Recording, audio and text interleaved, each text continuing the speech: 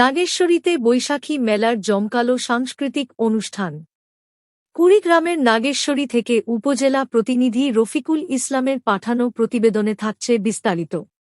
উৎসবের আমেজে বাংলা নববর্ষ ১৪৩৩ বরণ করে নিল কুড়িগ্রামের নাগেশ্বরী উপজেলাবাসী।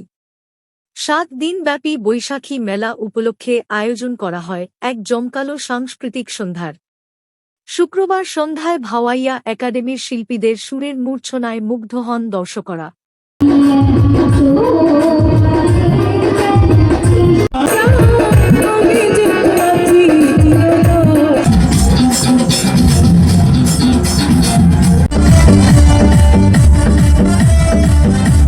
অনুষ্ঠানে গান পরিবেশন করেন বেতার শিল্পী আজমা খাতুন, শফিকুল ইসলাম শফি, শারমিন ও হিরামনি।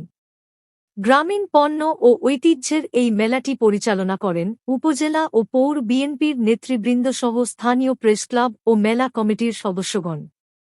এলাকাবাসীর মতে এই আয়োজন স্থানীয় সংস্কৃতি ও সম্প্রীতিকে আরও দৃঢ় করবে।